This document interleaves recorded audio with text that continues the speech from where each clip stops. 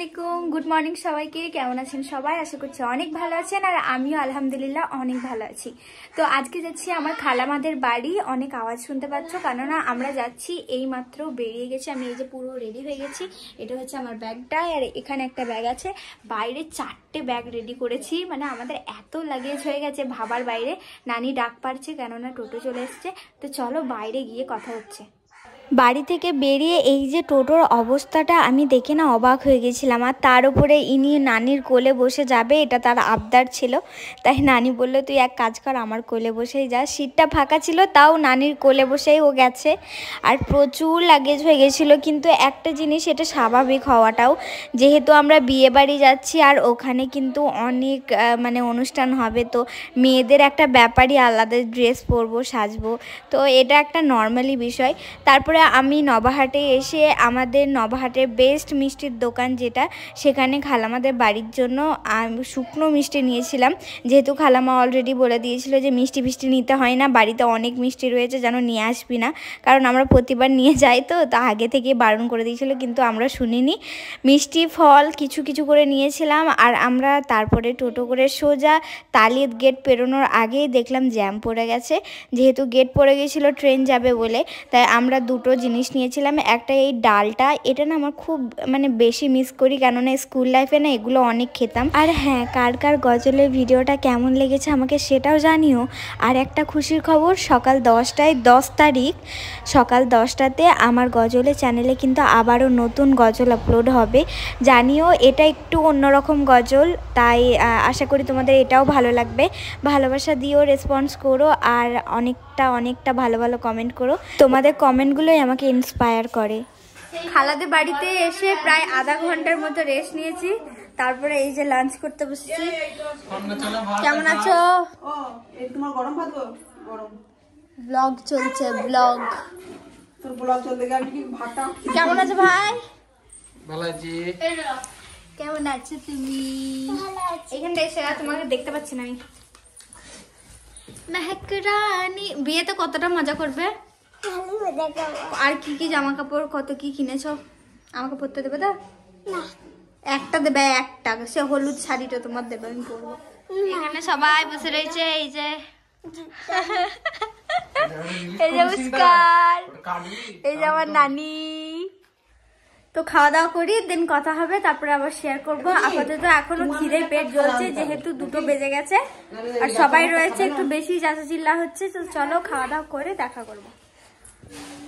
এখন বসে বসে গল্প চলছে, আর আমার গজলের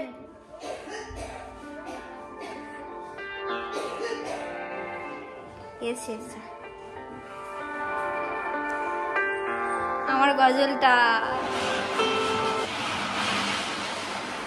রিসিভ হয়ে যাচ্ছে।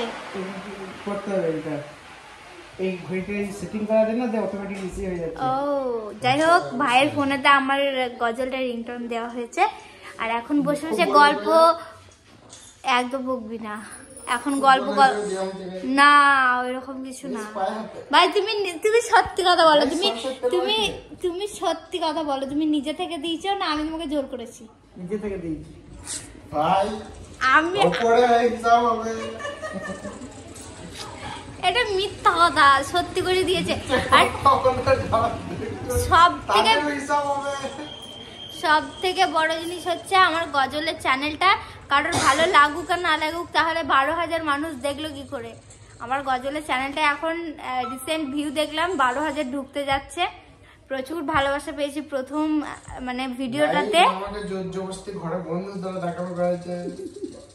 আচ্ছা, আমি যদি জোর জবরদস্তি করে 2 জন কি 3 জন কি 4 জন, হ্যাঁ আমার বাড়ির লোকে কেন এরকম করে আমি বুঝতে পারি না। যাই হোক, থ্যাংক ইউ সো মাচ সবাইকে এতটা ভালোবাসা দেওয়ার জন্য। প্রথম গজলের ভিডিওটাই 12,000 ভিউ প্লাস আমার 1000 সাবস্ক্রাইবার হতে যাচ্ছে।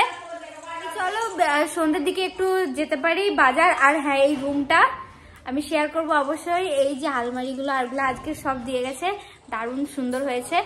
আর সবকিছু শেয়ার করব, বিকেলে যদি যাই সেটাও শেয়ার করব। এখন সবাই একটু গল্প করছি, অনেকদিন পর কথা হচ্ছে তার কারণে। তো চলো কিছুক্ষণ পর দেখা হচ্ছে বা সন্ধ্যের দিকে। 1000 years later. ঘুম থেকে উঠেই আমি দেখি যে দিদি এইগুলো রেডি করছিল, যেহেতু কালকে লগন যাবে সেই কারণে একটা একটা করে ব্যাগ ঠিক করতে হচ্ছিল। আর আমি আর ভাই মানে জিজু আমরা বরাবরের মতো মজা করছিলাম। যাই হোক, এই যে এগুলো ছিল পুরো লগন, আমার তো বেশ ভালো লেগেছে। আর হ্যাঁ, খুব ভালো ভালো ব্লগস আসবে এরপর থেকে। বিয়ে বাড়ি সেই কারণে একটু বেশি চাচাচিল্লা হচ্ছে। আর এই আয়নাটা না একটু বেশি ময়লা, যেহেতু আজকে এসেছে। আর আমি তো বলেছিলাম তোমাদেরকে যে নতুন ভাবির রুমটা শেয়ার করব। এই একটা নতুন দিয়েছে, এটা হচ্ছে সাজাগোজা করার জন্য। এই একটা নতুন দিয়েছে, এটাও দিয়েছে, এটাও ভালো লাগছে, খারাপ কিছুটাই লাগেনি। এইটা দিয়েছে জামা কাপড় রাখার জন্য। আর এই চেয়ারগুলো দিয়েছে, একটা বাইরে আছে। আর এইটা দিয়েছে,